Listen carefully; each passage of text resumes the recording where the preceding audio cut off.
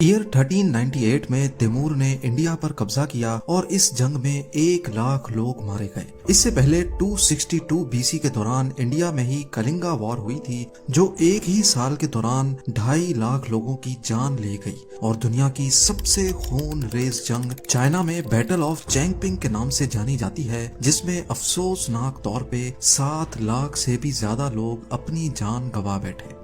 इंसानों की हिस्ट्री में झांका जाए तो पिछले 5000 सालों में करीब 10,624 अलग अलग बैटल्स लड़ी जा चुकी हैं। इनमें से ज्यादातर बैटल्स या जंगों का सिर्फ एक ही मकसद रहा है, और वो है ज्यादा से ज्यादा जमीन पर कब्जा करना। तारीख गवाह है कि जमीन पाने के लिए हम इंसान ना ही किसी का खून बहाने से डरते हैं, ना बच्चे देखते हैं, ना बूढ़े, और हत्ता के दुनिया का सबसे खतरनाक हथियार भी इस्तेमाल करने में कोई झिझक नहीं रखते। पर इसी सब के बीच जमीन का एक ऐसा टुकड़ा भी है जो हर 6 महीने में बगैर किसी खून खराबे के, एक भी गोली चले बगैर अपनी कंट्री चेंज करता है। ये कोई दूर दराज वीरान बयाबान जमीन का टुकड़ा नहीं, बल्कि यूरोप में आबादी से भरे इलाके के बीच में मौजूद है। हम बात कर रहे हैं फ्रांस और स्पेन के बॉर्डर पे मौजूद इस आइलैंड की, जिसको फीजेंट आइलैंड कहा जाता है। पर सवाल ये है कि फीजेंट आइलैंड साल में 2 मरतबा अपनी टेरिटरी कैसे और क्यों बदलता है।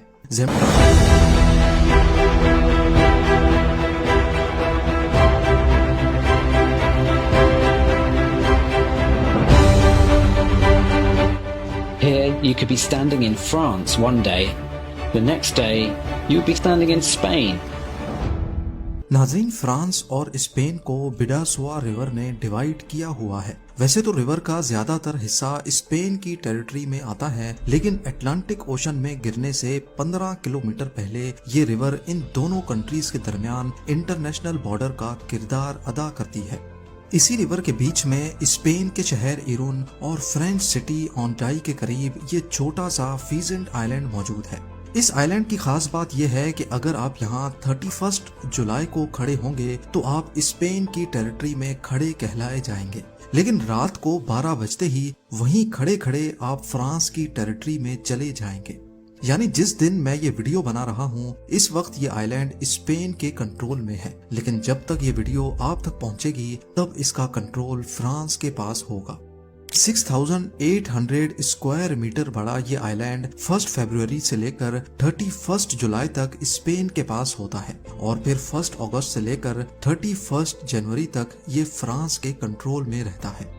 टेरिटरीज का ये एक्सचेंज फ्रांस और स्पेनिश नेवी के दरमियान फीजेंट आइलैंड पे ही होता है, जब दोनों मुल्कों की अथॉरिटीज यहाँ आती हैं और एक सेरेमनी के बाद जिसकी बारी होती है वो अपना झंडा लहराता है। फीजेंट आइलैंड की ये एक्सचेंज सेरेमनी पिछले 170 सालों से ऐसे ही चलती आ रही है।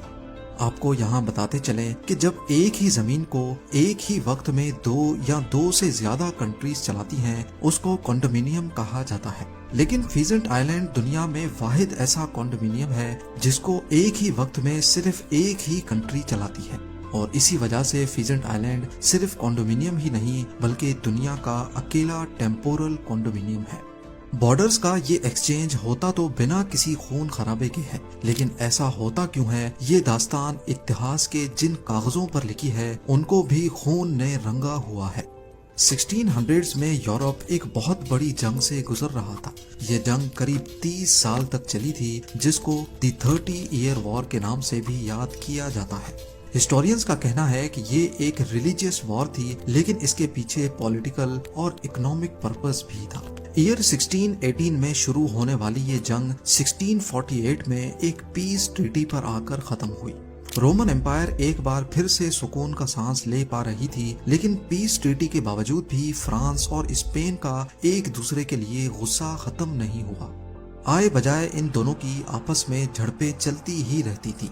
फिर 11 सालों के बाद 1659 में इन दोनों ने भी आपस में एक अलग पीस ट्रीटी साइन कर ही ली, जिसको पेरेनीज ट्रीटी या फिर पीस ऑफ द पेरेनीज भी कहा जाता है।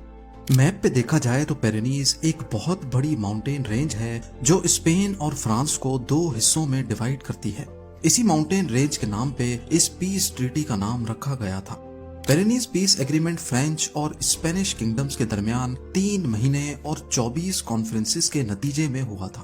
یہ کانفرنسز کہیں اور نہیں بلکہ بیڈاسوا ریور پہ موجود اسی فیزنٹ آئیلینڈ پہ ہی ہوئی تھی۔